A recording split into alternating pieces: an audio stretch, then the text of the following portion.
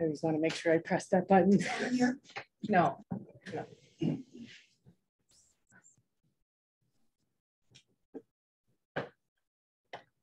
So we're not out live doing stuff right yet. Okay. I have like 1 minute.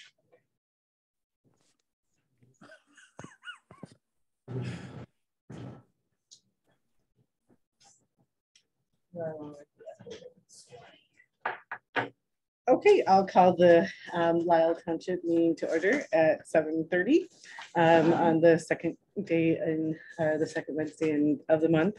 Thank you very much for coming. And we'll start with the roll call. Clerk Polowitz. Would you like to start with the pledge? Oh, sorry, I accidentally skipped a little ahead there. We'll start with the Pledge of Allegiance.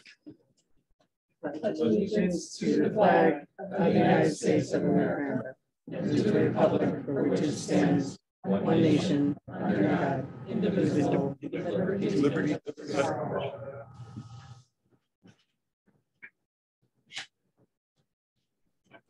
Okay, we'll start with the roll call. Clerk Pollock.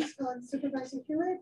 Here. Trustee McGovern. Here. Trustee Page. Here. Trustee Rose. Here. Assessor Trowbridge. Here. Highway Commissioner Young. Here. I'm here. Guys. She's coming on. I have one more. Okay, Trustee Geist is present electronically. I see Wilson, Schneiderman, Jim. I did not have this name.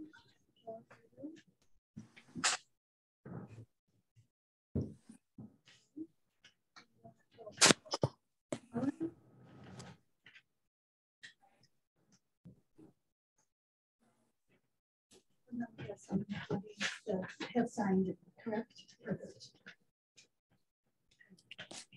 Great, and then we'll start with public comments. We'll start with the public comments. I'm in the audience, and then we'll go to Zoom land. Then we'll go to the digital. So there's 3 ways to have public comments here.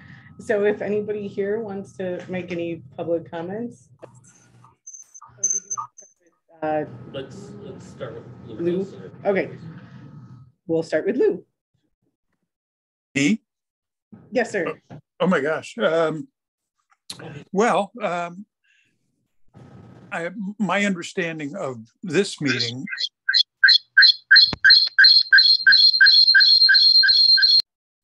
Please mute a few people just to so that we can hear you, Lou. Okay. My understanding of this meeting is because you guys are town council or township council, you have authority over highway and other portions of the Lisle expenditures. And I think what we're looking for at this point is that we realize that it's DuPage County that has set up the conditional use for the property up on Chicago Avenue. That's not your purview, but what happens now is that they've asked for a vacation of the right-of-way that starts at Chicago Avenue and goes back, 1,000 feet or something.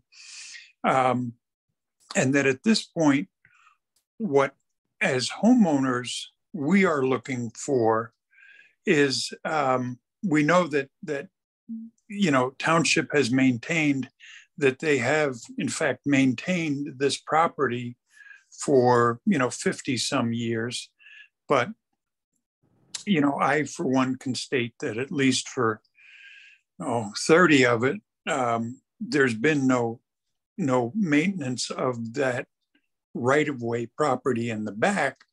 Certainly parkways and main streets and available off of main right-of-ways and so forth.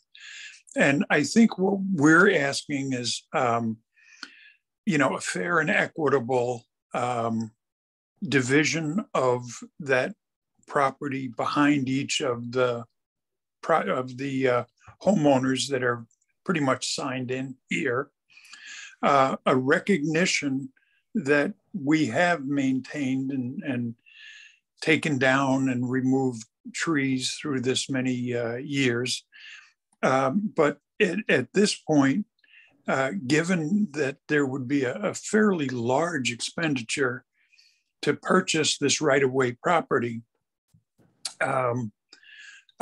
we were hoping that the village could see their way clear to, as a gesture, to go in and kind of clean up what's left there so that we're not additionally burdened with relatively expensive tree removal. I know in our yard, we have several trees that the root system is kind of the, whatever you call it, not the crown, but the base of the tree is slowly rotting away right at the connection of root to trunk, leaving hollow or no connections between the two. And these are fairly substantial trees. Some of these things are 60 plus feet. And, you know, because we have people and property and buildings that could theoretically be affected by this. We have one tree that's already fallen. It's kind of teeter-tottering over the fence between our property and the golf course. And I'm going to wait and see which way it goes, because again, that's a pretty expensive removal. These trees are, I'd say a good 24-inch minimum diameter. Although for the most part, the tops have been rotting away slowly, and they've been coming down in chunks. So we're never faced with, you know, something like this where, you know, it's all going to happen so quickly.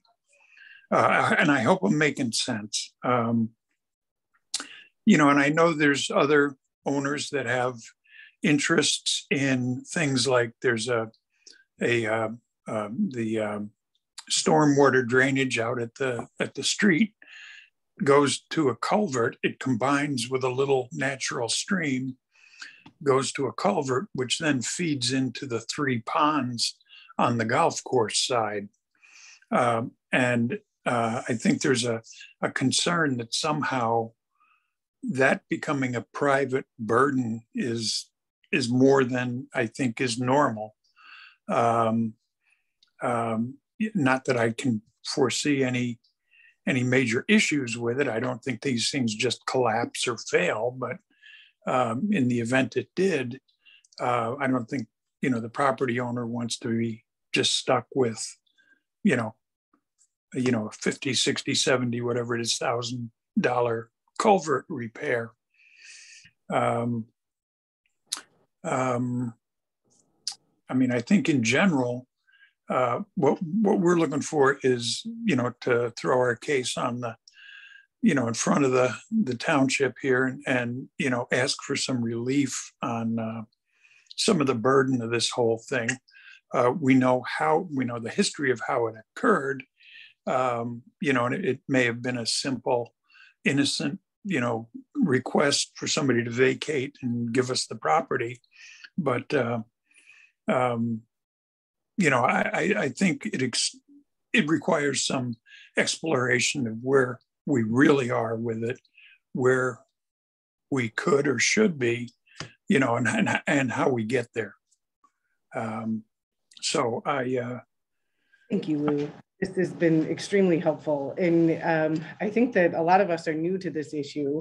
I know the board, the trustees and myself were new to this issue. And so we've been reached out, and there's a time at 5 o'clock on Friday at what address? 6S344 Newcastle Road.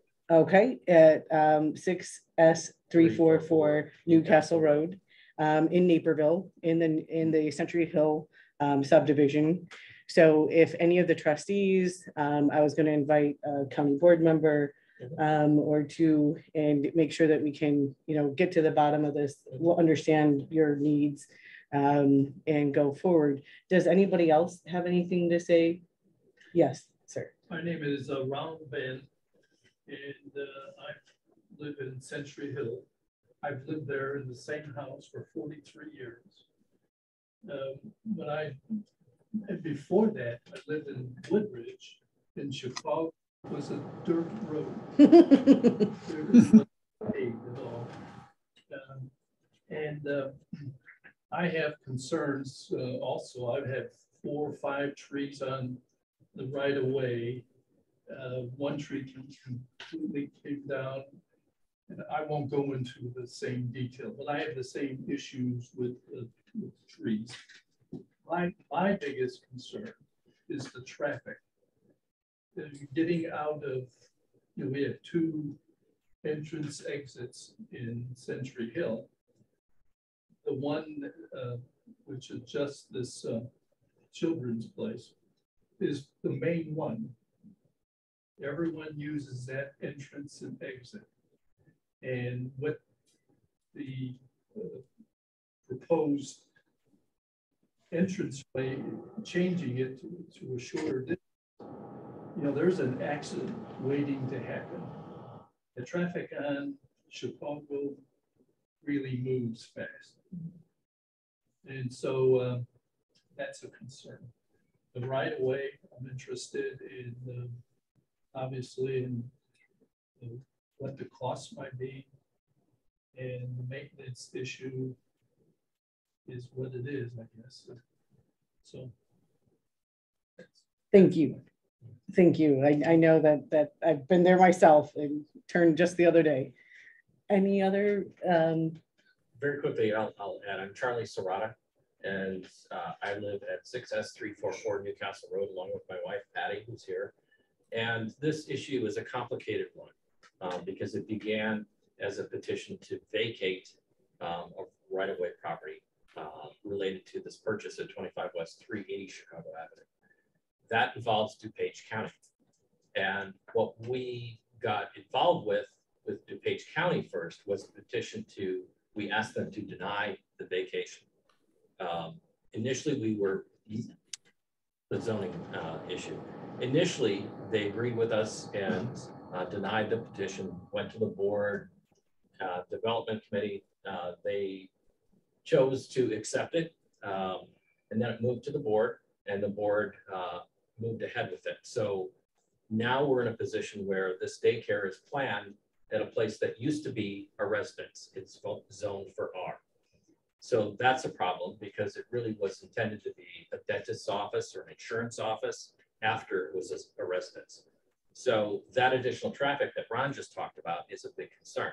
So that created a domino effect. It created a catalyst where the petitioners asked to purchase land that is owned by the township.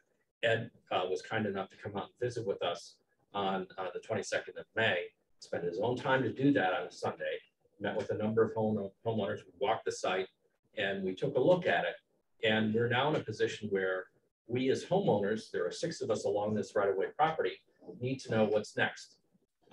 Is the township ready to want to sell this property to us? We have expressed that we do want to purchase it because we don't want the daycare to create a walkway behind our homes, which we maintain would create a security issue, also an issue where there are people walking behind in an area that we maintain is dangerous with these trees falling down.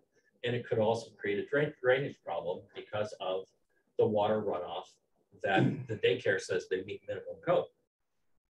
So that creates a problem between Lisle Township, DuPage County, and then we've got Naperville involved too, because there is a development, a strip mall being developed across the street. It previously was a Butera Market. Before that, it was Eagle Supermarket. Now it will probably turn into another supermarket. We've heard rumors it might be a higher end entity. We've checked into that, so we've done some research, and we believe that will create even more traffic. So what we're looking for now is some way for the 3 entities, the county, the township, and Naperville, to work together to do some kind of an impact plan. What's involved? How is it going to impact the 300 homes in Century Hill? So I'm going to leave it at that. We look forward to a visit on Friday afternoon when we can actually go through and walk the site, because I think it's very instructional. And I'm going to yield over to my friend Bill Palm. Bill. Hi everyone, Bill Palm. I can't speak as eloquently as Charlie here, but I'm representing the homeowners association for Century Hill neighborhood. So as president of the association, so we have discussed this as association board, as well as taken some votes, and all agree that it's going to be a nuisance to the neighborhood. I feel it's not just the residents who back up to this neighborhood, but it's also the whole neighborhood. So really appreciate everyone's input and support, and help that solution or get a solution to this. Definitely happy to help, especially with the unincorporated areas, which are really where we have the most impact. So thank you very much for letting us be involved. Any other public comments? I would just say one thing real quick, is that the survey is not complete. It's going to be complete first part of this week. I'll be glad to share with you the survey. The survey, sorry, is the survey connected with the appraisal? Because that's separate or? That's separate. Okay. And I have I talked to their assessor, and he suggested I consult with another appraiser for the same one, different tactic. So he's doing that as well. So I'll have probably different numbers. And as I expressed on that Sunday, it was, you know, those numbers weren't carved in stone at all. That we were looking at various avenues to do that. But I think it would be premature for me to say anything more until we get this right. Got it. Is this a case where the property is appraised based on recent sales of vacant property or something like that? Or is there a kind of evaluation that the town has? Or I guess what process do we go through to determine the value of the overall right-of-way? I suggest that we just wait until we get it before we start evaluating what needs to be done with respect to the appraisal. First thing is, I'll repeat that again. The first thing that we have to get completed is the survey. Okay. Okay. Okay, then is there any other public comments? I just want to make sure that everyone is heard. What time on Friday? 5 p.m. Central Time. Thank you. 6 p.m. Eastern. Oh. No, I just do that because it's out of a habit. I'm sorry. You gotta watch those two. That's all I. Hey, you didn't let me speak tonight, just so you know. Take your trash shot. Well, It's an inside joke. okay. So next item of business is sorry, and we always have a digital version of public comment. And somebody had left a digital version here. Let me just make sure that there were no earlier or later ones. Okay, and so with regard to the Lisle Township Department selling the strip of land that runs from Century Hill and the Naperville County Club, my husband and I have lived at 63364 Newcastle Run since 1993 and have maintained the ROW behind us as if it were our own, including tree trimming, fallen branches, and felled tree removal. When we moved in, there were 17 trees on that strip. When we moved in there were 17 trees on that strip of land. 7 of the trees remain and they need to be removed. We have reached out to Lisle Township regarding the dangerous condition of these trees and the hazard they pose, but have not heard back. We are asking that given the township's current ownership of the ROW and the poor condition of the trees, the size in both of those trees, the need to act quickly to protect the property from future damage and possible personal damages, and given the equipment and resources available to Lisle Township, that you will remove these trees. Also, we are opposed to the Kids World Daycare coming in on Chicago Ave and the amount of traffic it will add to Chicago Avenue. Century Hill has 2 entrance exits both onto Chicago Ave. The entrance at Cornwall has a school, which makes entering and exit very difficult without morning and evening. Now with the daycare, will create the same problem at the Concord Street entrance exit, making it difficult and dangerous to enter and exit Century Hill. We ask that you look very closely at the traffic problems that is imposing on the residents of Century Hill. Okay. Next, we have the approval of the regular minutes from May 11th. I have some additions or changes to make to those minutes. So I actually included that in the packet. So do you want to make a motion, trustee Rose? A motion to amend or discuss? Yes, amend to discuss the minutes from last meeting. Okay, and anyone want to second that motion? Thank you, trustee page. And then any discussion? So the reason I'm amending them is the first thing that I had noticed on the thing, a couple of things, but you had switched up, found some mistakes, you know, date wise. The other thing was the gentleman that left the comment was his last name was incorrect. So I changed that on there. Thank you. But then also I noticed on the minutes, Diane or Supervisor Hewitt only had 7 lines of text about what she had discussed, and you had 16 lines. And I thought I went back to the original recording and kind of noted that Diane had a lot more, and sorry, Supervisor Hewitt had a lot more in there than what was recorded in here. So I just want the record to be more accurate about that. Can I respond now, or do you want me to wait? Either way, the reason is if you go back, because I rewatched it as well, and my portion turned into more of a discussion. So if you see that I said questions were answered, I was trying to keep the topics together. So I asked a question and then it was answered. No, and that's good, but I think too is that there, you know, it could have been more succinct as to what she was asking for that particular, because there was other things that you had the 40,000 for the grant proposals to ARPA, but she went on, she talked about mosquito abatement, she talked about the shred day. So I mean, I think it needs to, it's the same thing, but I think there's a lot left out of the original. So okay. I have that in the thing that I would ask to have that. Actually, is there anything wrong with the minutes besides the person's name? There's Did a I number get anything wrong? There was a number of misrepresentations of how the entire meeting went. So if somebody were to use this as their representation of the meeting, it really is different than the video that we can see. Right. So do we want to just have this be one of those? You could amend, you know, add an amendment to it. I mean, I have the transcript here. I typed it out. The other thing too that was mentioned was that Naperville did not pass the resolution, and it indeed did pass the resolution. But at the meeting, it was said that Naperville did not pass the resolution. So and that is incorrect. That is incorrect. But it doesn't matter because at the meeting, it was said that Naperville did not pass the resolution. So I am writing the minutes for what happened at the meeting, period. Okay, I mean, so we don't agree with your representation of what happened at the meeting. Okay. So in the discussion, it sounds like we don't have an agreed to second. So do we want to table this for next month and we can agree at some point in this month as to the minutes? Do you want to change your amendment to tabling this? Yeah, I'll table it.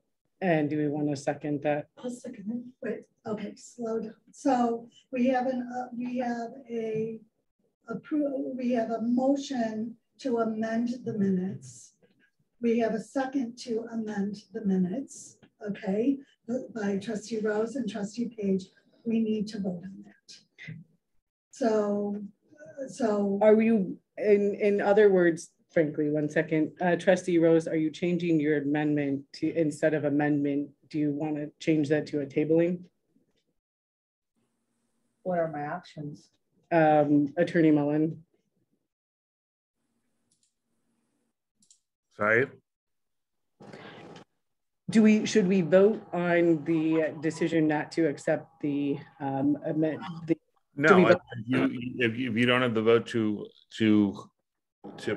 pass the minutes, then they're tabled. Thank you, Trustee Rose. And you can propose another set. So we'll do a roll call to call that, correct? I'm sorry, this is Trustee guys. I'm just concerned. I'm confused. So we're going to table it to discuss it when? I mean, at what point would the minutes be approved then? At a point in which they're accurate, and assuming we're going to come back to this next month. So if you think you can get it accurate just by making an amendment, then go ahead and make an amendment and vote on the minutes with the amendment. If you think that it requires more work to get the minutes to reflect what you want, then we should do that offline and then come back with a revised set of minutes and you know, have people make comments on those before the meeting next month. If you think there's something wrong with them once you get your packet, and then we can have something prepared to vote on at the meeting. Agreed. I guess the question is, there was a motion on the floor. Yes, and so we're about to do a roll call vote of the motion to table it, correct? Well, table it or add it as an amendment, because I still think these are more accurate than what was actually recorded in the minutes that we have. You're right. And so I think that this is going to take a lot of time. So we're going to table this. I apologize. It's Attorney Mullen, if I could ask you a question. If the minutes reflect everything accurate, meaning everything that was said at the meeting is in the minutes and there's nothing wrong with that, like there's not verbatim problems like the poor gentleman's name that I wrote wrong that had a public comment, that's a mistake. But that's not a decision that I make or you make as the clerk. That's a decision that the trustees make in their individual decision on whether they're going to vote to approve the minutes or not. So, you know, in my personal opinion, your minutes, which are perfectly fine, have a lot more than are legally required. So the legal requirements are that if you have a motion, the motion is reflected and the vote is reflected. If you approve something, you disapprove something, you vote on something, that's all reflected, because these are legal, you know, these are the legal things that happened at the meeting.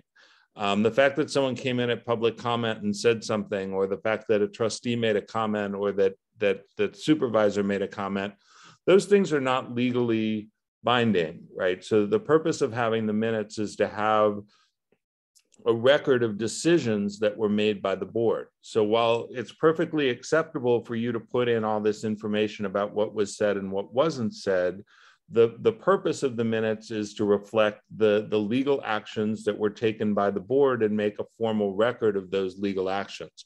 You're asking my opinion about whether all of this information that you're talking about needs to be included. It doesn't as a legal matter, but as a matter of practice in the board, each individual trustee needs to decide whether they believe the minutes accurately reflect the meeting. So these minutes that you were presented with are perfectly legally acceptable, and I think in fact have a lot more than are legally required. But you know, it's up to the trustees to decide whether they believe that the information that was provided at the board is sufficiently reflected in the minutes, and if they believe that, they vote for it.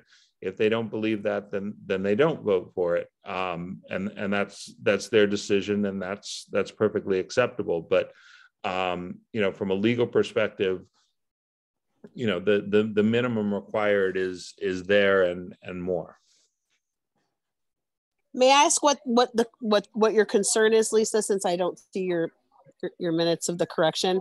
Because if she's meeting the legal requirements and she's actually going above and beyond the minimum requirements, I feel like I'm concerned that we're setting a dangerous precedence of with this.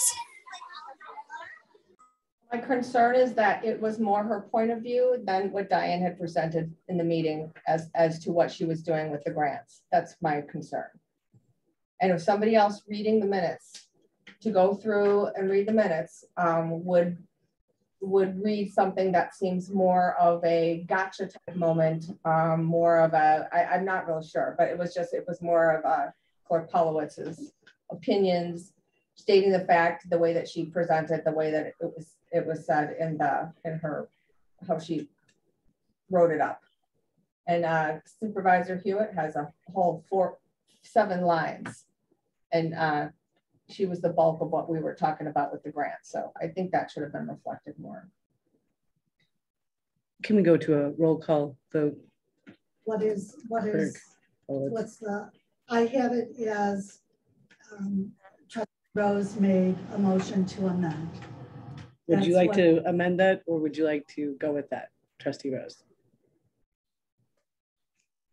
I would like to amend the minutes, or at least add these on to the minutes as clarification. Okay, and do you feel like that amendment would be a representation of the It was just, inaccurate? it is just the facts of what they act, instead of what we're feeling was going on in the meeting. Yes, more representative of what you were trying to present. And actually, I think if you read the minutes, you will see that it's not me saying it, it's me saying it was answered. It was replied.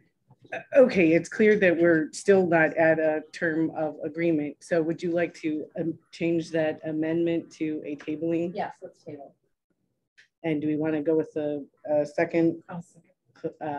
Trustee Page and then Clerk Palowitz? Do we want to call this roll call?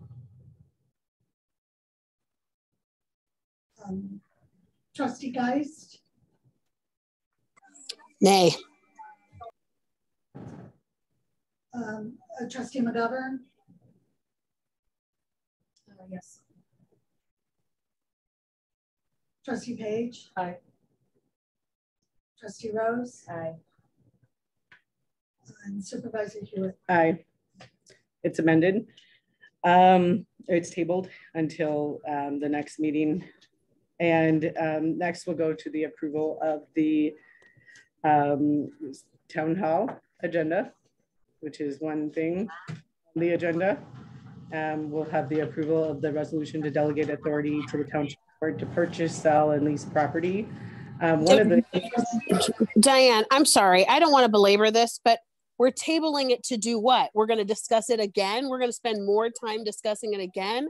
I want to understand what the value is in tabling this. The value in tabling this is that we can come to an accurate representation of what the last minutes were to the meeting.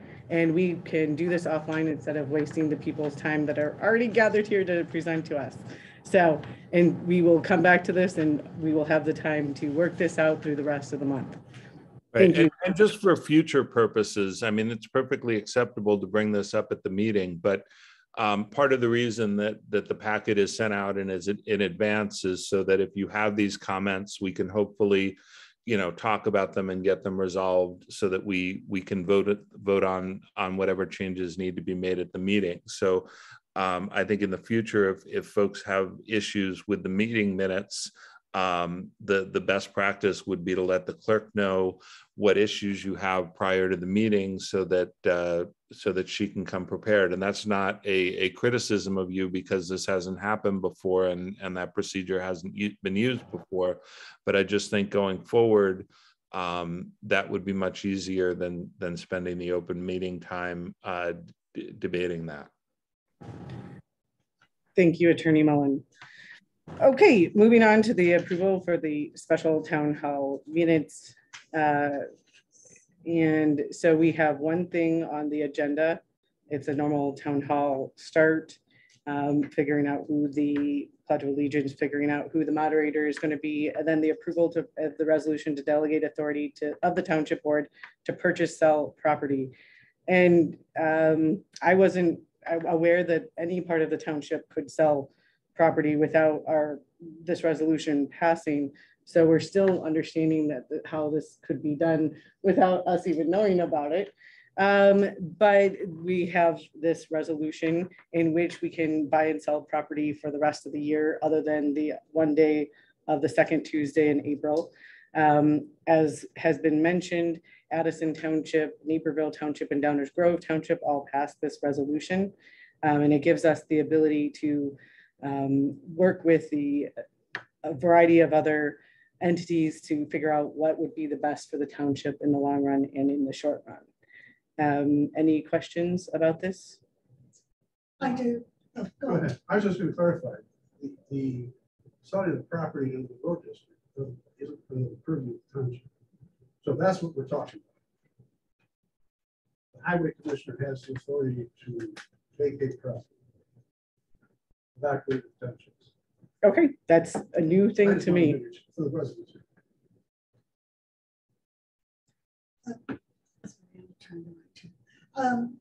Okay, First, I'm not sure if this needs to be approved, but if it does need to be approved, I also see in the book, I don't think we spoke about this. I don't think you're to be doing the agenda. I think I'm supposed to. This is fine, except for one thing, is that just like our meetings, I do believe that our public comment should not be 7, but it should be 6. So you should bring it up before to have it at the end just doesn't make a lot of sense.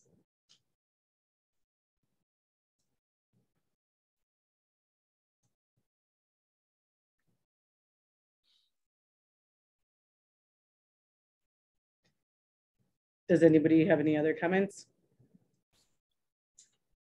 I just at some point would like to also go through how this meeting will be run, just to make sure that we're all on the same page, that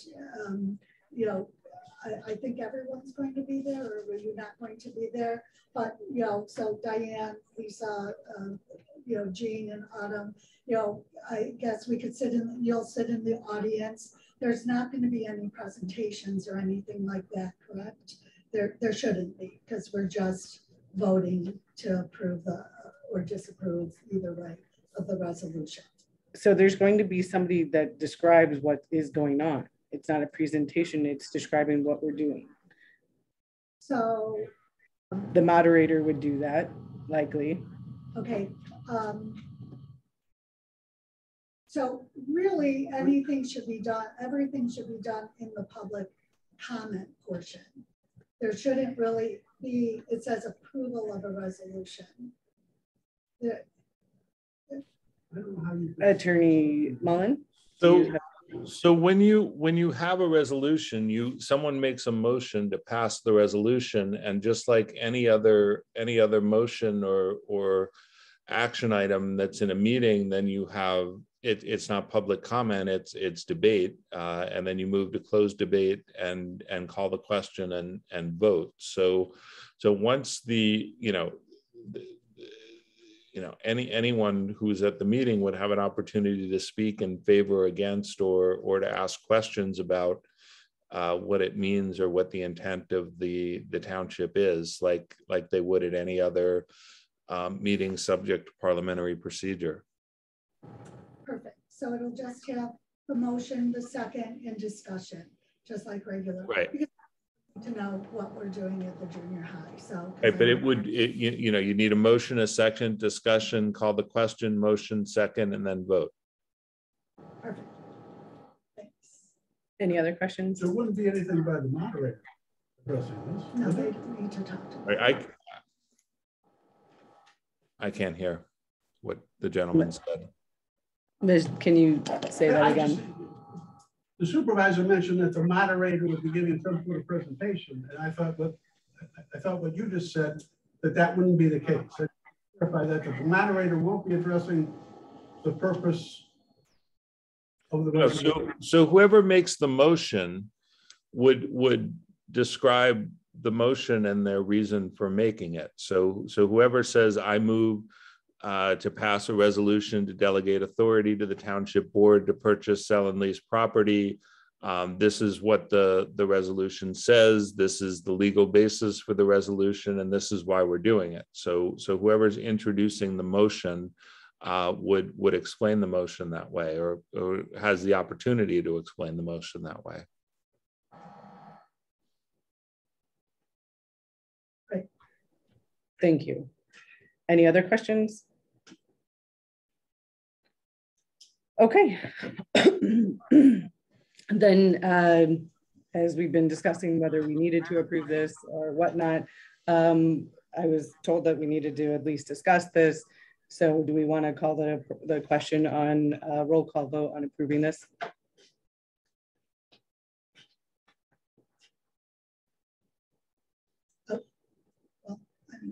Do we have a motion? Do we have a motion to I'll make a motion to approve the agenda for the special meeting. I will second. Thank you, Trustee Rose and Trustee McGovern. Discussion? Then a roll call vote. Trustee Geist, Yes. Govern, Yes. trustee Page. Yes. Trustee Rose. Yes. Supervisor Hewitt. Yes. Thank you. It's passed. Next, we have a presentation from Pat Callahan with Studio GC Architecture, and I'll let him take the floor. Good evening, everyone. Thank you very much for having me tonight.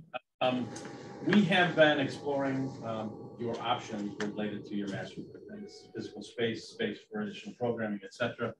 We started our work about 2 weeks ago and had a meeting last week to develop one concept for a new structure, about 12,000, just under 13,000 square feet, 2 floors. We discussed the possibility of evaluating a new structure, the potential that the township has in acquiring a parcel and renovating it, but what does that mean in terms of space?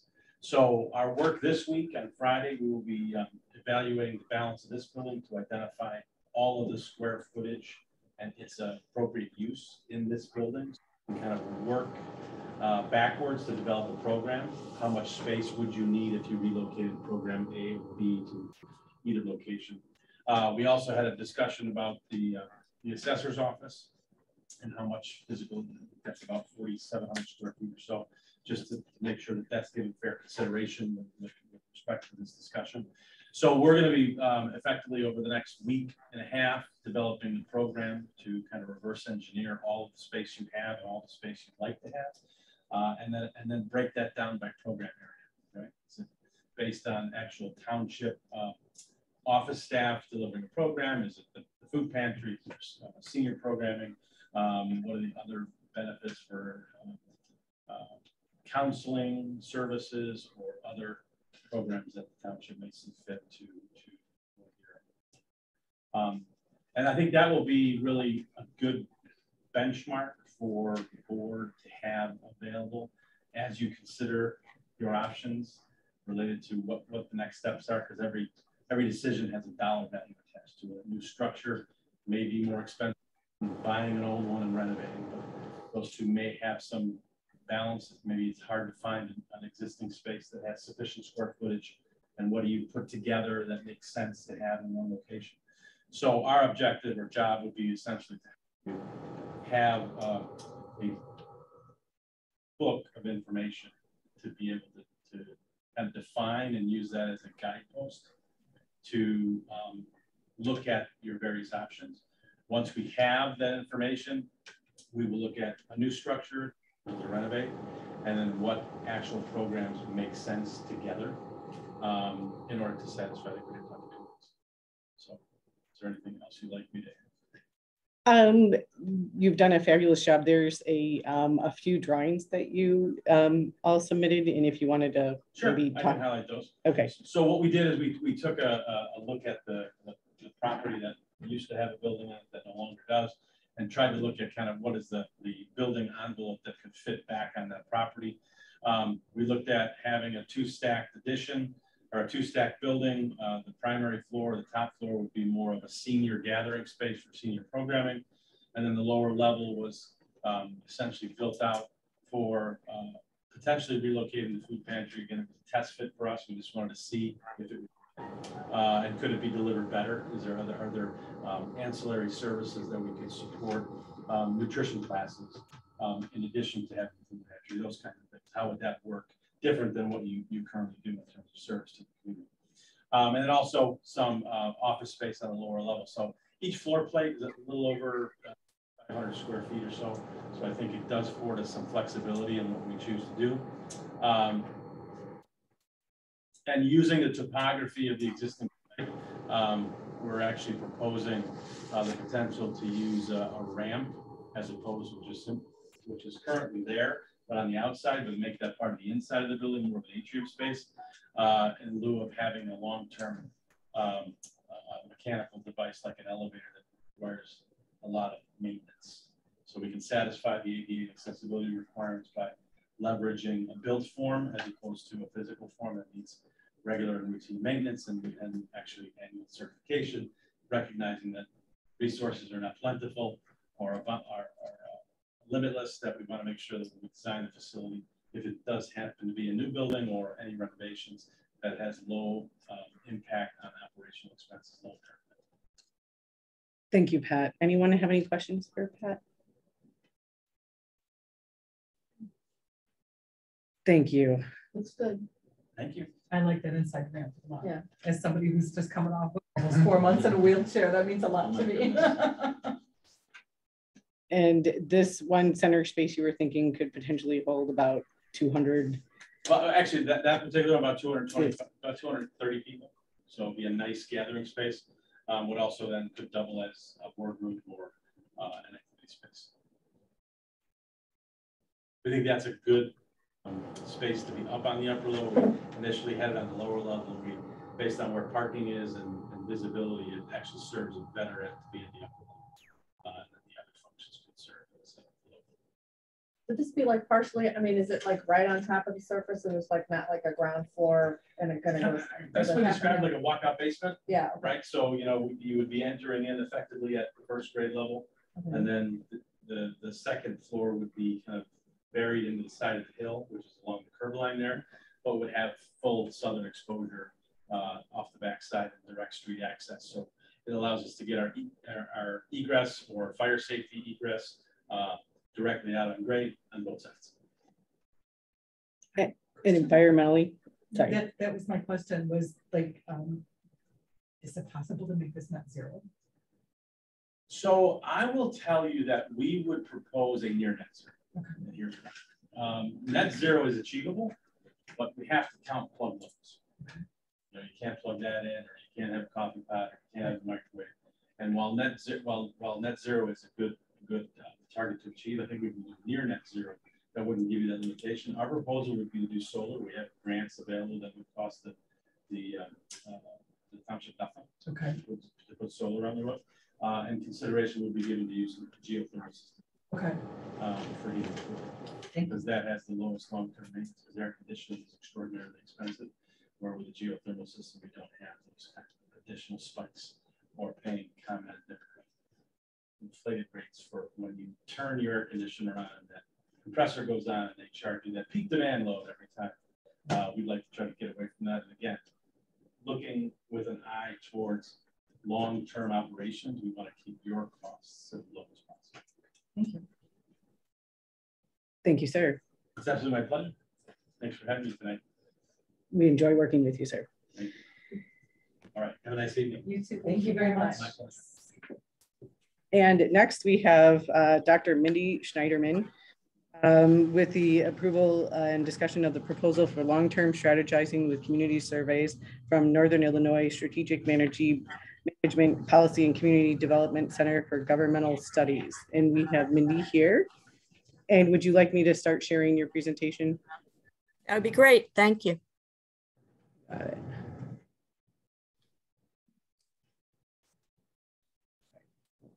Share it. It's just playing it.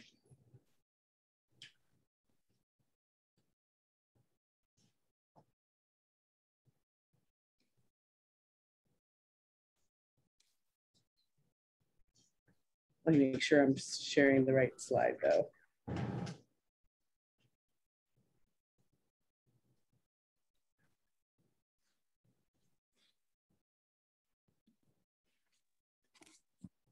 Okay, you can go. Okay, well, good evening. I'd like to talk to you tonight about the strategic planning overview that we're proposing for Lisle Township. My name is Mindy Schneiderman. I'm an assistant director at the Center for Governmental Studies. I've worked at the Center for Governmental Studies for 8 years. I've worked at NIU for 14 years. I've worked for the American Medical Association before that, and I'm pleased to present our proposal. Next slide. So the Center for Governmental Studies is what's called a think and do tank. We work with our partners. We've been working with our partners for over 50 years. We've been in existence. Our partners are regional, national, and international. Our mission is to provide expertise that helps decision makers implement efficient, sustainable, and cost-effective approaches. Some of the research and services that we provide are strategic planning, survey research, public management, community and economic development, workforce development, and informatics. Our clients include municipalities, counties, state and federal agencies, including many townships, including Lisle Township, Hanover Park, Oak Park, River Forest, I could go on and on, Ella Township, etc. Okay, so the strategic planning model that we propose basically starts with stating the mission, and then we go to, I'm having trouble reading it. Exploring the vision, then we get input from stakeholders and other individuals. That goes into the whole process, all this input.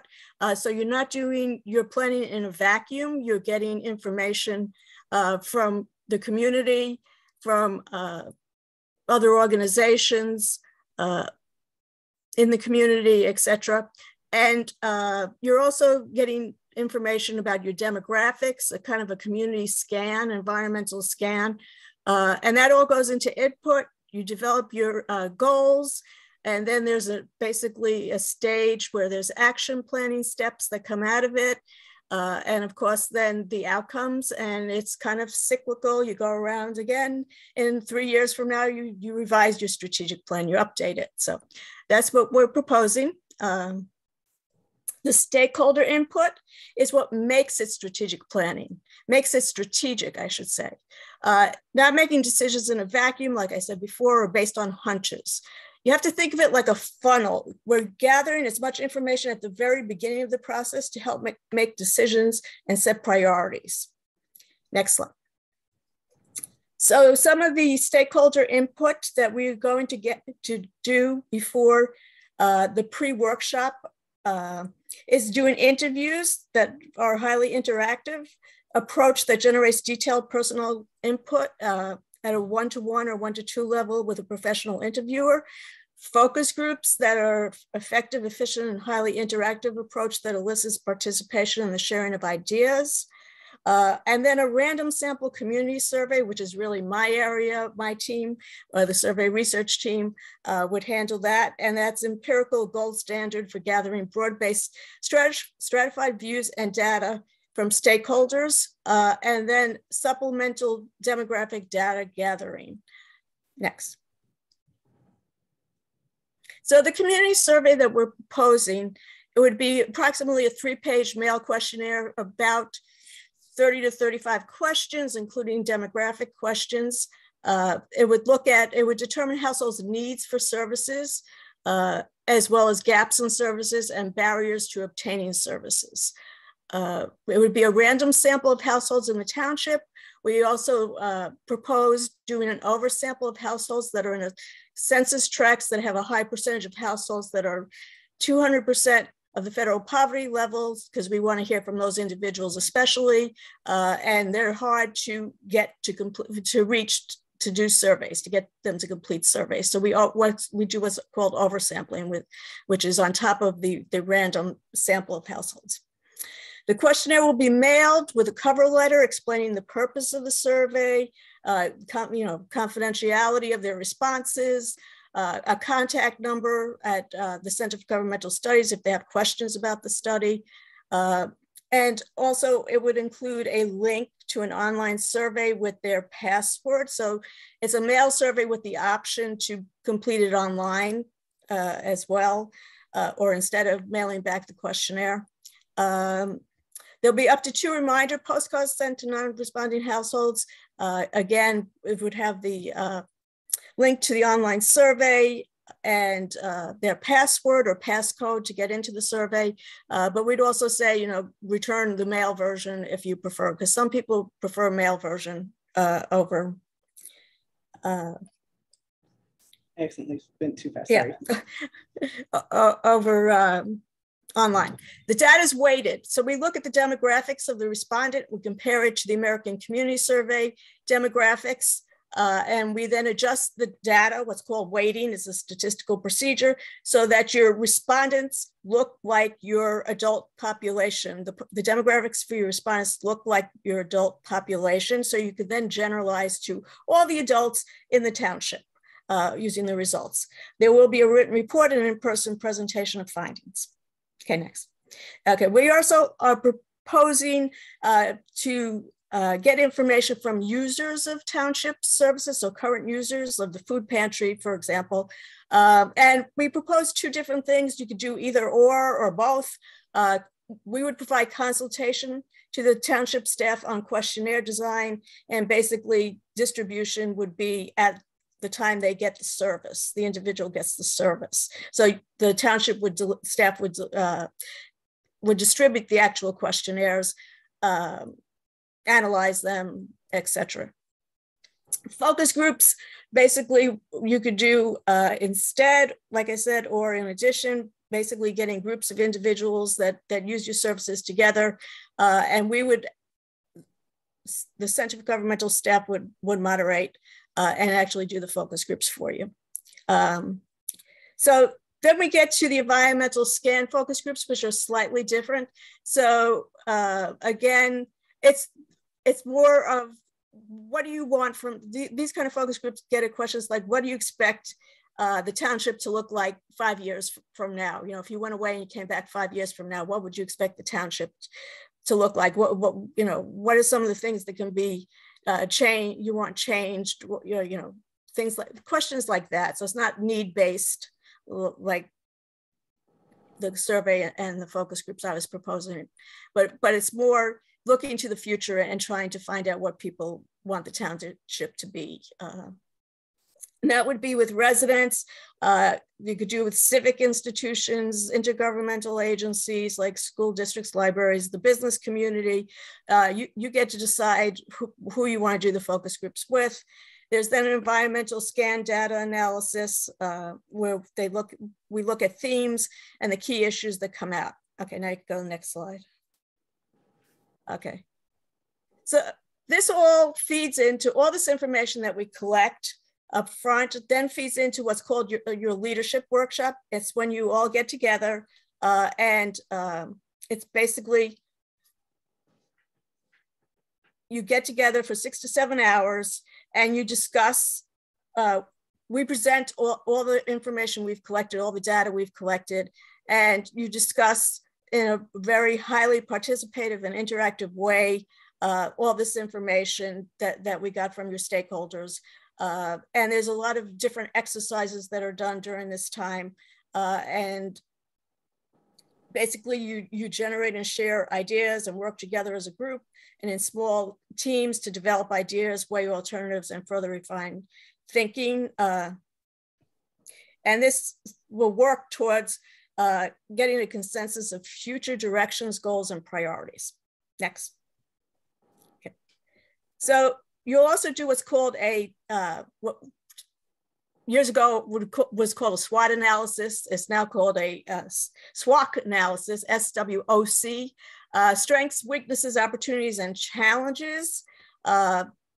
So strengths and weaknesses refer to your internal factors, things that are kind of holding you back or letting you move ahead. Things like financial resources, physical resources, human resources, etc. And then the last two letters, the O and C, the opportunity and challenges, refer to external factors. So economic trends, funding, demographics of your population, political, environmental, and economic regulations, those types of things. So you'll go through that analysis as a group. Next. Then you'll develop goals. And they're usually developed in small groups, and they incorporate your stakeholder input themes that we collected that information that we presented to you, your SWOC and visions for the future. And the goals form a mosaic. They're operational versus strategic. So you're going to kind of take your goals and categorize them, operational versus strategic. Short-term, 1 to 3 years, and long-term goals, 3 to 8 years. Routine, not easily within resources, and complex, need extra resources outside expertise. So you take your goals and we kind of categorize them, and they will guide you to your future. They'll shape your consensus and commitment. You then get to your action planning stage, which is very important. So once you have your goals, you got to do something with them. You got to take action. And so who's going to take the action? What actions are you going to take? How are you going to take those actions? How long will each action take? You distribute the goals and the actions that need to be taken throughout your organization. It provides clarity, accountability, accomplishments, and results by doing action planning. It's a key step. And this is just a template that we use so you can see how we set up the goals into, you know, short-term, long-term, etc. And we fill in basically each one of these boxes with you, so you know exactly what you need to do as well, you know, the timeframes, etc. You come up with this, what goes in each one of these boxes, but we work with you to come up with this action sheet. Any questions?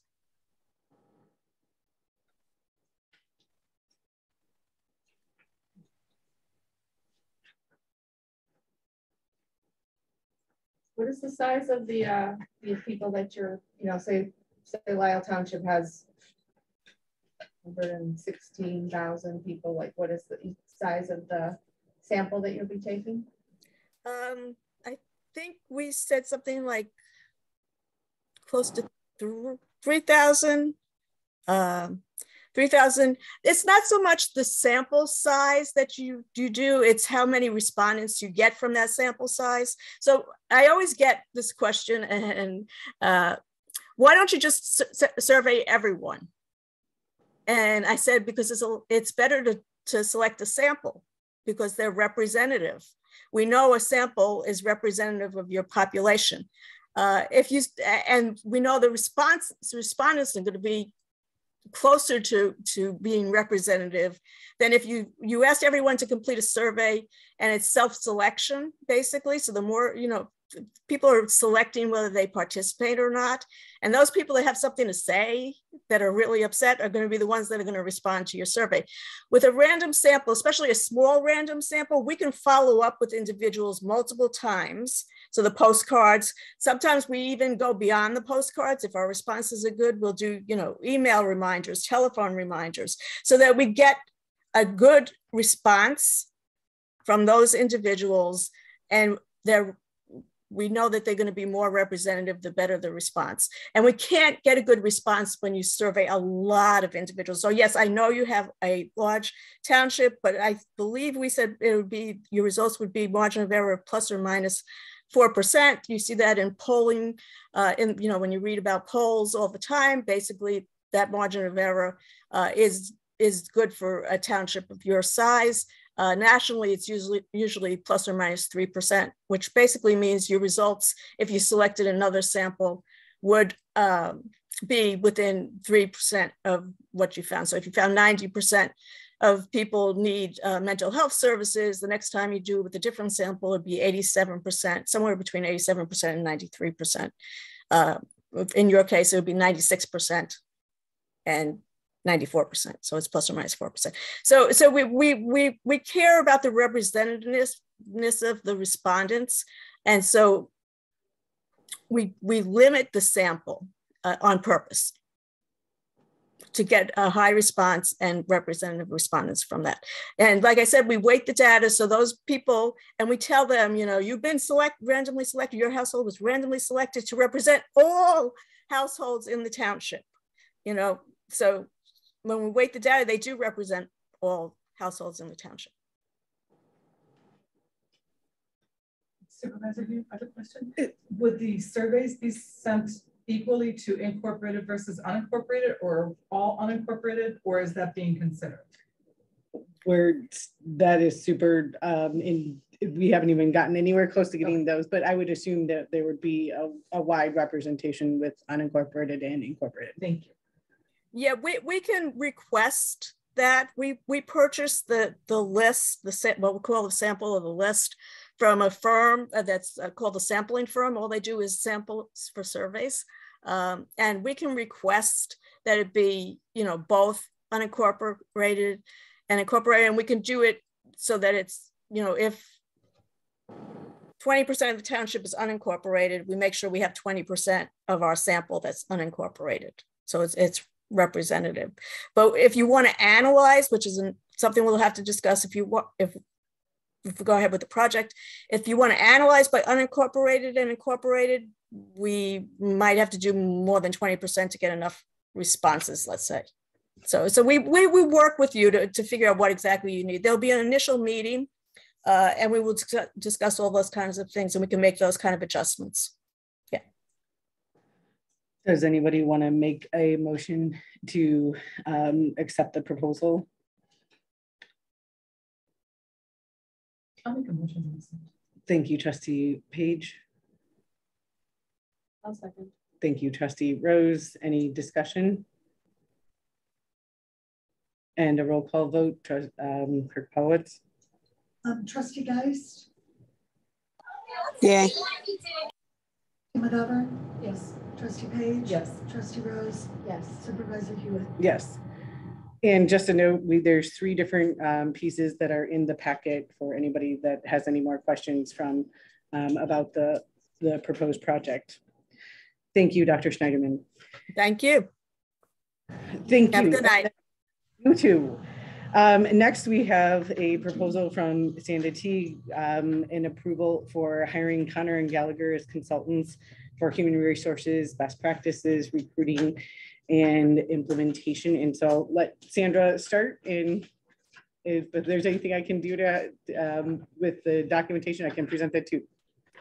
Alrighty, well, I'll be brief. I'll just give you a quick overview of what our proposal is. Thank you everybody for having me. So Connor and Gallagher OneSource is a company actually located in Lisle, right on Warrenville Road. So Diane's been out to visit our office recently, which is how we've gotten engaged. So I head up the OneSource division of Connor and Gallagher, which delivers payroll processing, HR outsourcing, and HR consulting services to small and medium-sized businesses. So what we really try to do is help employers be better at being employers. So that touches on a lot of different things. It's everything from bringing employees into an organization in an organized and effective way. So helping with hiring, helping with onboarding, those kinds of things. We also help companies move employees out of an organization in an effective and an appropriate way. There's a lot of liability in being an employer. So we help companies stay compliant. Keep an eye on all of the labor laws that are impacting them, whether at the federal level, at the state level, or even sometimes at the local county or local level. So the HR development services that I've proposed basically include Lisle Township purchasing a block of consulting time. We sell those blocks in 5, 10, or 20-hour increments. And then when that time is put on account, we assign an HR advisor to work with the client, to work with Lisle Township in this case. And the HR advisors on our team are highly experienced HR folks, typically 15 to 20 years minimum experience. And they're willing to work on pretty much any of these things listed here on the screen, any of these bullet points. I mean, there's really no restriction. I mean, if there's any HR issue that you need assistance with, then the HR advisor can kind of focus in on those things. I mean, we usually start with a kind of a discovery call initially, just to kind of talk through what your strategies are, where the trouble points might be, what kind of strategy you have going forward, what your goals are from as an employer, and help work on those things. We also, so it's not only project-based, but we also, under this program, will respond to kind of hot issues that maybe come up. Certainly never wish any of these kinds of things on any employer, but, we've all heard stories about, the employee that, I don't know. Well, you've all heard the stories, right? Of employees doing things that they shouldn't be doing. So we can get involved in those kinds of crisis situations as well.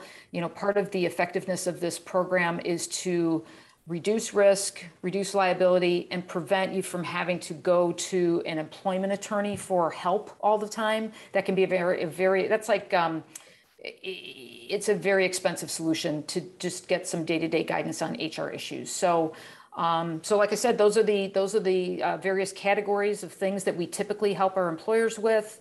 I'm happy to entertain any questions that anybody has.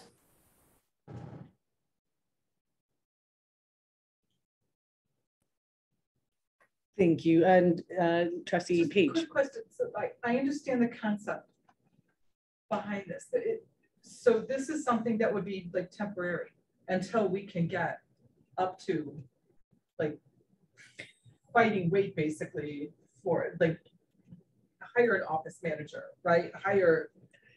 Right now, you know, it's going to take some time for us to, frankly, as you just saw with our short-term and long-term goals, we are ways away from short-term and long-term goals. And so instead of hiring, for example, an HR person full-time or at any other, this is a way that we can figure it out as we go and make sure that our HR needs are professionally handled. So not doing too much while having the opportunity to get best practices where there weren't, and as fast as we can.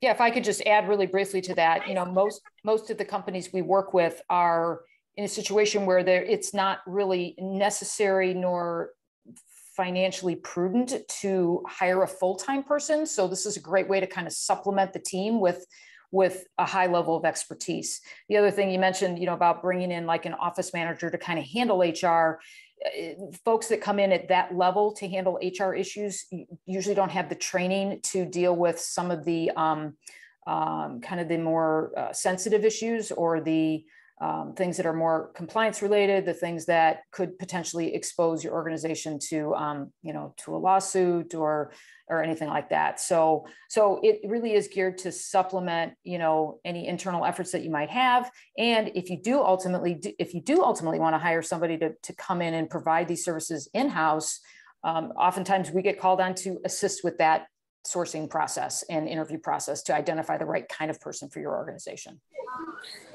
Hi, this is Trustee Geis. Would you mind just answering a couple questions for me?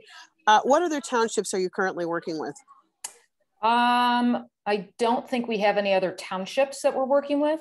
We work with a wide variety of companies in a wide variety of industries. And quite honestly, that kind of brings a lot of strength to us because we see different angles of employment, a lot of different things, right? So everything from manufacturing to nonprofits. We have a lot of nonprofits we work with.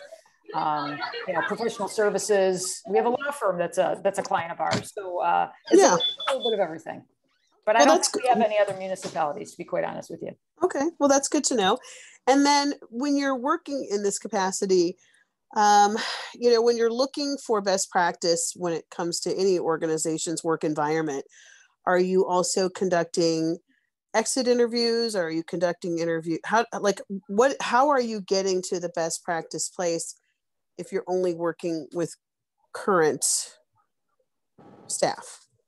Well, I think that, you know, the initial step is for us to understand where you're at today in order to lay out a roadmap of where you want to get. So, you know, we're about helping you get to where you want to get, right? So, you know, where are we at today? What are the pain points? What are the problem areas? What kind of problems have you had in the past? I think one of the most important first steps, if it doesn't already exist, is to make sure that a very strong employee handbook is developed and rolled out to the team, because that's really the roadmap, right? That's where, you know, management sits down and says, okay, this is how we want employment to work in our organization. And we're going to document it and we're going to share that information. So, you know, I think, you know, compliance is a big part of it. Best practices are really like, okay, these are not things that are driven by the law, but they're driven by our own goals as an organization, right? So maybe, you know, performance management is a big piece of that, right? Maybe we're, and I'm not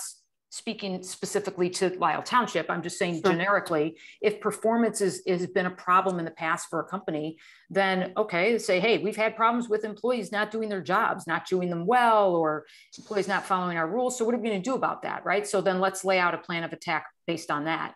So, you know, and performance, and when we talk about best practices, you know, performance management at different types of companies looks different. It has to be different, right? You have different demographics, you have different types of jobs, you have different levels of management versus, people doing the work, et cetera. So it's really our job to uncover those things and help guide you to what your end goal is. Yeah, I guess I'm just making sure that, when you're looking at a situation like this in any environment, I don't care if it's a Fortune 500 company, I don't care if it's a small boutique firm, but you have to look at, I guess I was just curious how it worked. That's all. Thank you. I appreciate it. No problem. Any other questions? Does anybody want to make a motion to approve the contract for services with the Connor and Gallagher, whom we already have a business relationship with as their liability agent? I'll make a motion to approve Connor Gallagher. Thank you, Trustee McGovern. Thank you, Trustee Page. Any more discussion?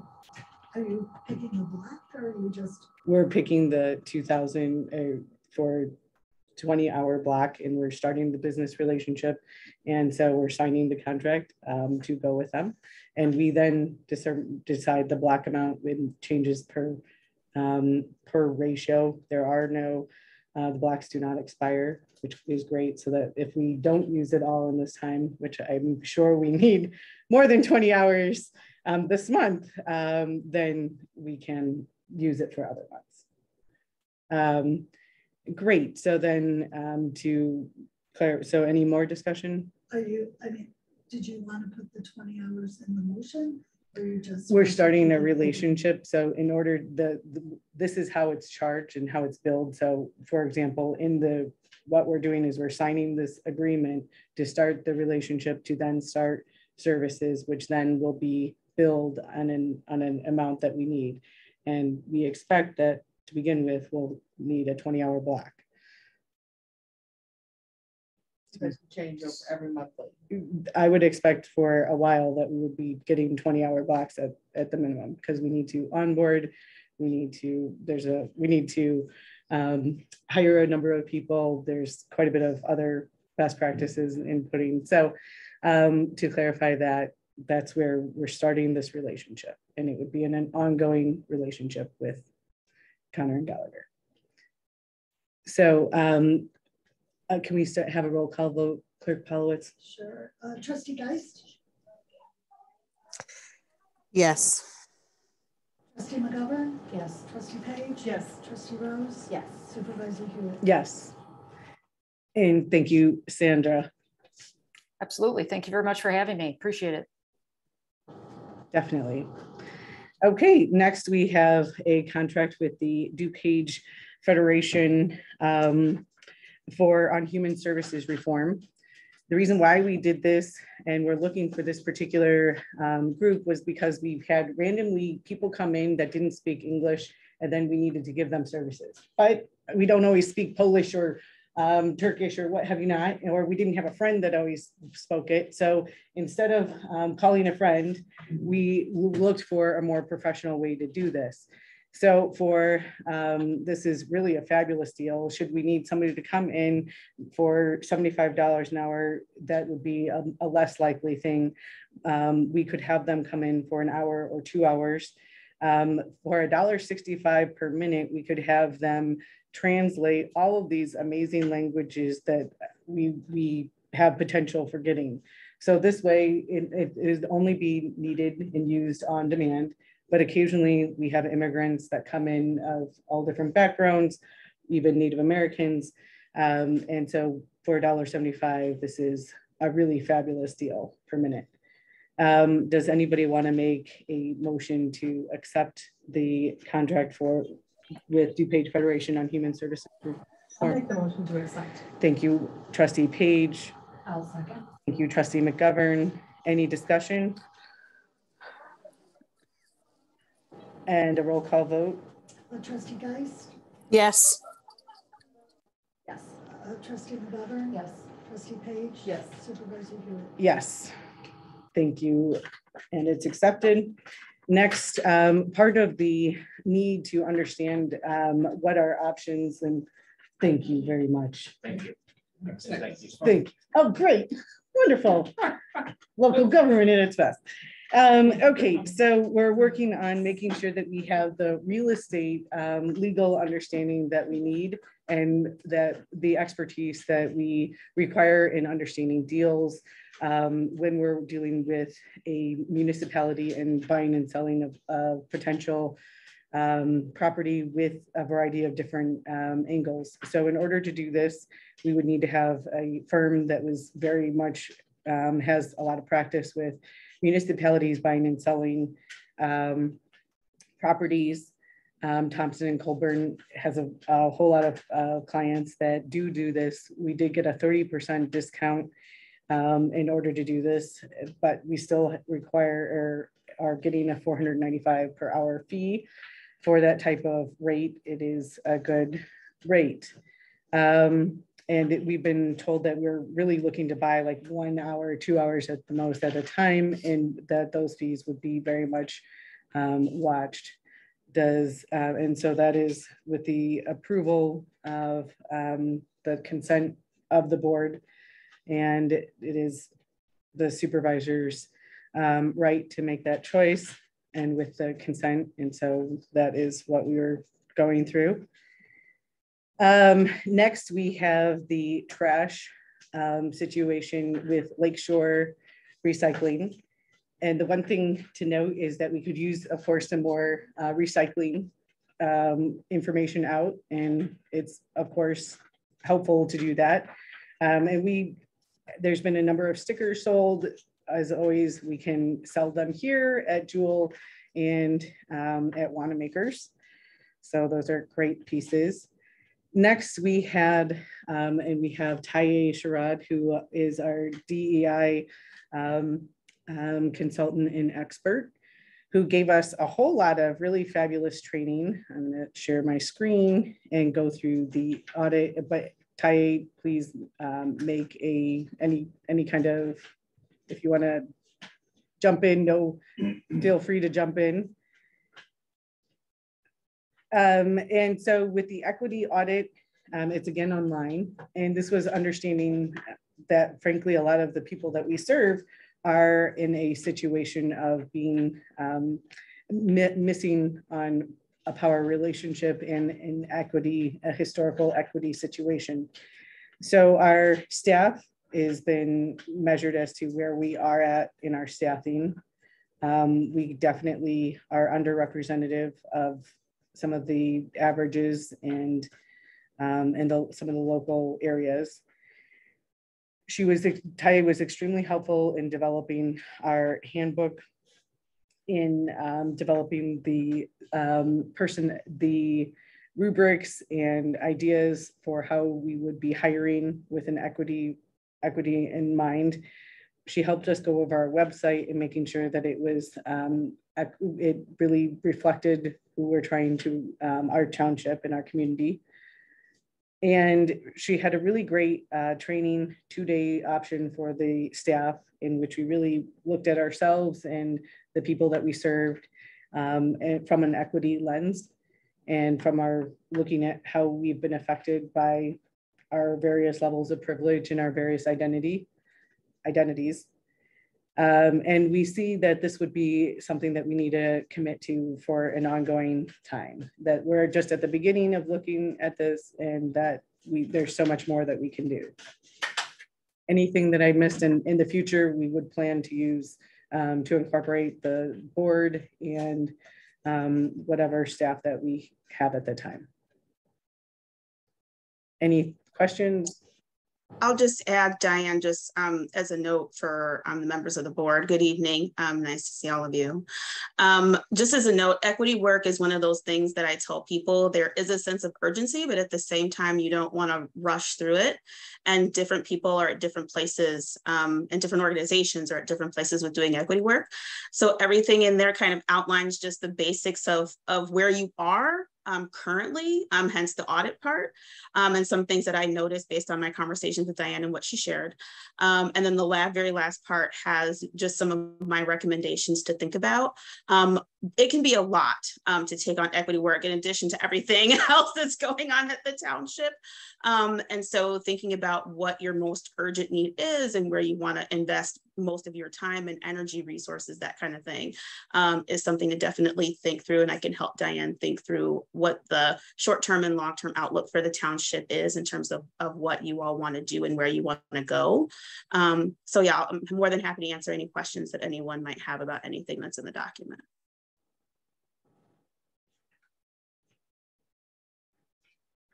Any questions? Okay, thank you very much, Taye. It's been great working with you. And I look forward to more. Good night, everybody. Night, Taye. Okay, next we have a Pride Proclamation.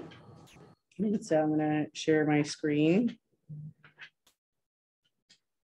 Whereas lesbian, gay, bisexual, transgender, queer, intersex, asexual, plus LGBTQIA Americans have made important and lasting contributions to our nation in every field of endeavor. And whereas LGBTQIA plus rights movements have tirelessly united each other, their families, friends, and all those who committed to justice and equity in the crusade to outlaw discriminatory laws and practices. And whereas LGBTQIA plus Americans in every field of endeavor have made solid contributions to America and are an integral part of our American fabric. And with each passing year, the American people become more receptive to diversity and more open to those who are different from themselves. And whereas the Township of Lisle embraces diversity and understands that the LGBTQIA community is an important part of Lisle Township's diversity. And whereas this June, the Township of Lisle recognizes and observes LGBTQIA plus Pride Month and celebrates the progress we have made in creating a society where more inclusive and accepting of the LGBTQIA plus community. Now, therefore, I, Diane Hewitt, Supervisor of Lisle Township, Illinois, do hereby proclaim the month of June 2022 as LGBTQIA plus Pride Month in the Township of Lisle, Illinois, and encourage all Lisle Township residents to join in this observance. Dated this 3rd day of June, 2022, Diane Hewitt. Thank you. And then we have the update on mosquito abatement program. So there's 3 aspects of our mosquito abatement program, and I was actually just in Century Hills doing mosquito abatement larvicidal portion, which was very exciting. And so there's 3 aspects of our program. First one is the making sure that we have the traps, that we're making sure that we understand what's going on with those, the traps. So there's 2 in Naperville, 1 in Woodridge, and 1 being run by the Illinois Department of Public Health, 1 by the DuPage Forest Preserve, 2 by the city of Naperville. And then the second aspect of this is, and so when there is a Zika, or sorry, a West Nile virus issue, then we'll know about it from one of those traps or from the county or the Illinois Department of Public Health as well. And then we would need to either increase our larvicide or our adulticide. And so there's 2 aspects to the that we're doing with our program. Larvicide is where we're putting the briquettes out in the catch basins in the unincorporated areas.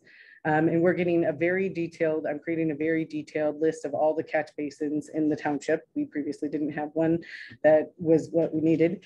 And then second is the adulticide. And that's where they go around with the spray in the truck. In order to have the most controlled sprays that we need to use our traps to understand where we're at with the West Nile. But we created a contract with the VDCI, the Vector Disease Control International, for $45.50 per square mile, which then, so that way we can, there's 50 square miles, we can then determine when we need those sprays and use those sprays accordingly. So we can pay per spray as opposed to the $51,000 per year that we were previously spending. So we're going to have at the minimum of 45,000, we think, savings from doing it this way. And we received, Karen and myself received training from the Illinois Department of Public Health. It was very exciting. Okay. Next, we have an approval of the adulticide as needed sprays. So we need to, would anybody like to make a motion to approve the adulticide contract with VDCI? I'll make a motion, but question first. Yes. So this enables you to only spray when needed, right? So it is not, you are not just going out to coat the entire township. It is, you will know where and specifically where, right? Okay, I make a motion to approve. Thank you, Trustee Page, and thank you, Trustee Rose. And then we'll go into discussion. And then we'll go into a roll call vote. Trustee Page? Yes. Trustee Rose? Yes. You guys? It cut out, so I couldn't hear her. Yes. I'm sorry, Supervisor Hewitt? Yes. Thank you very much. It is passed. Okay, now we have, and I think the website developer is still on. Hi, Joe. Sorry for this delay. I'll let you take it away if you want to share your screen. Yeah, sounds good. Thanks. No problem at all. Let me get my screen shared up here. And see. Happy to walk through. Would you like me to just walk through the documents area or kind of everything? Walk through everything. That'd be lovely. Perfect. Okay. So let's see, we've got our homepage here and our different department pages. I've just gone through and touched up a couple style aspects of the draft that I know you've put a lot of effort into. So we've got our services up to date now and all listed out. Everything in here can be accessed here. And then also through the services menu on the top. So we have our services home and we have the list of each one as well with more details like that. We follow the exact same format for all of the township documents. So we have our documents home. And then each of these will click into sort of the relevant subpages so people can find everything very easily. These are all sorted by year if year was relevant. So we've got our board minutes and everything going back each month. Some of the older ones we've just grouped into zip files for easier download because we figure if someone's digging back this far in the archives, the chances are they might be looking for more than one thing and not have to click into every little link to be able to download these. And we followed a similar format for our budgets, tax, our financials. These are the ones where when we have fewer documents, we've just kind of arranged them in columns and we'll have those arranged from the newest to the oldest, running from the top to the bottom. We kind of have similar with our contracts. And it just kind of follows as such all the way through all of the different documents. So all of these are uploaded and ready to go. People can click on them and then everything will just open in a new window so that nobody's directed off the main site. So these are all uploaded and good to go. I know you have your calendar back up here, just pulling in the Google Calendar. And news is ready to go. And then the contact that has social media, contact information, and the map. So yeah, everything is functional, could be live at any time. I've made a couple quick font and style changes to make sure that you'll pass any accessibility tests or audits so that everything will pass a level of ADA compliance as well. And we're almost at search engine optimization. She's giving us a yes. Yeah, one final run through for search engine optimization so that everything is very easily found on Google as well. When do we anticipate this going live? Well, we can do it anytime, she said. Yeah, on my end, the search will be an hour of a setup and then we're good to go. So it's just a matter of, on your end, I know there's probably some tech that we need to get connected when we're ready. So Diane, when are you expecting it to go live? I'm wanting to, right now, we're going through it together, but really I'd like to make sure that each of the trustees has time to play with it with regards to call me up. We can make sure that everything that you see is where you'd like it, but we're ready to go. So I'd anticipate in the next week. Awesome, thanks. But this is built. And one of the main people that would need to be trained is Clerk Powlitz on how to update and keep it updated. So we would have, there'd be at least 3 people that would have access to updating this. Any other questions? Can I ask? Well, I was a look on the phone, the mobile phone. And I think that's a pretty good representation of Peter. Yeah, I can go ahead and share this. It kind of functions the same way from a navigation standpoint. You've got everything laid out and you can click into sort of your subsections here. The good news is that Squarespace is really responsive where you guys have it built. So as you make updates throughout the years, everything that you do on the desktop version will automatically translate to mobile.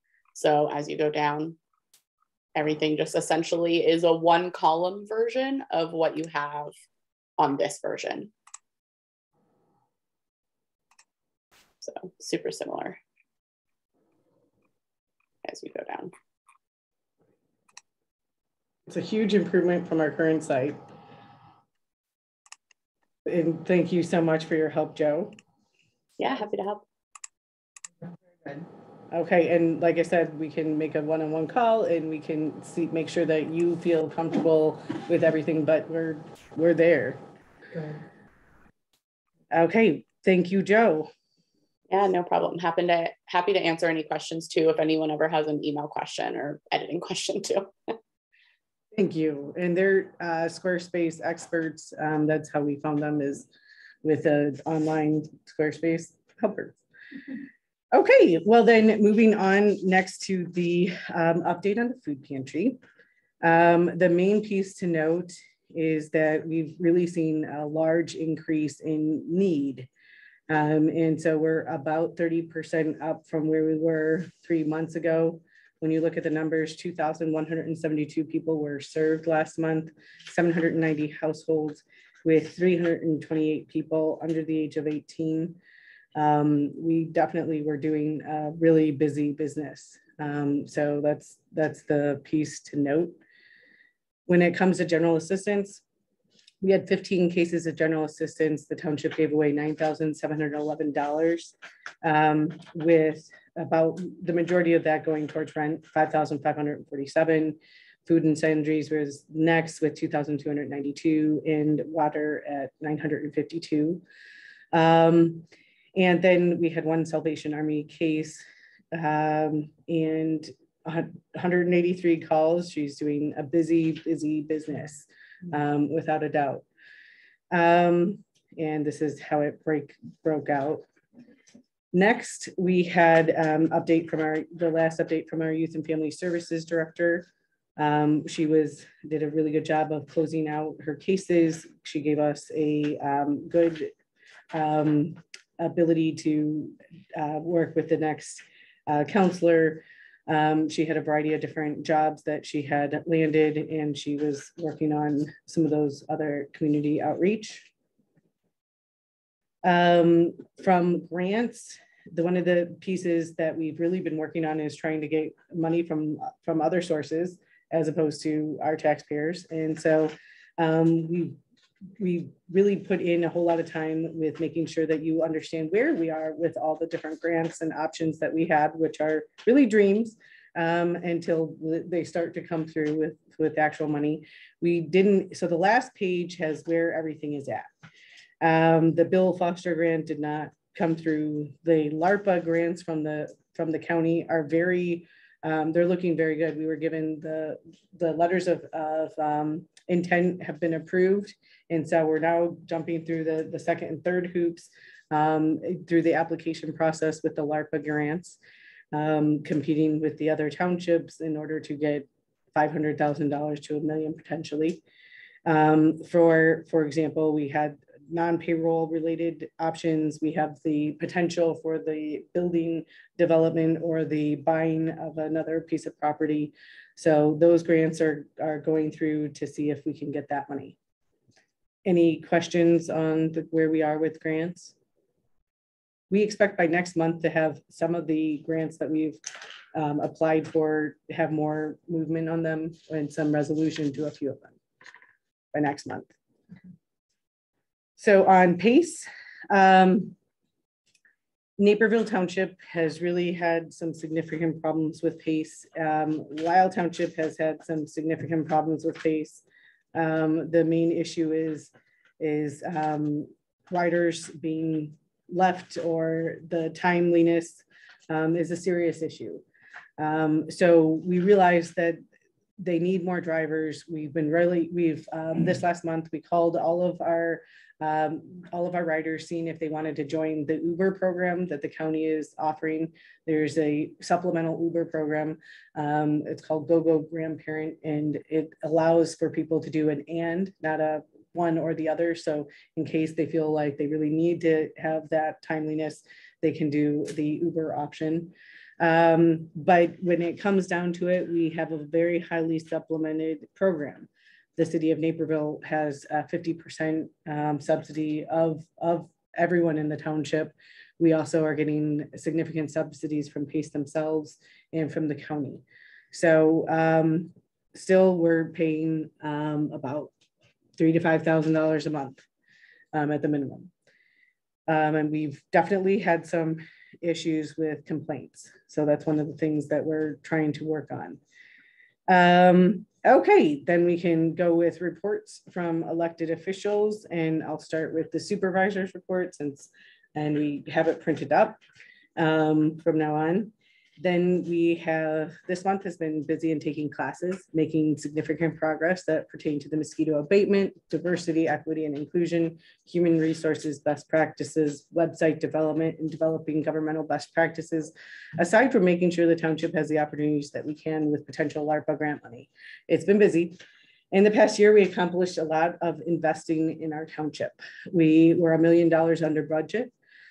Created the infrastructural changes to our employment structure that will allow us to grow for the long term, renegotiated contracts resulting in savings with increased services, updated our technological tools to keep up with the times to better serve our community, cut wasteful spending, created new opportunities and financing for the township to serve its residents, studied improved relations and work with our surrounding townships to better understand and implement best practices in Lisle Township, created a better return on our investment in tax dollars, created a new website, increased transparency metrics of all sorts and accountability.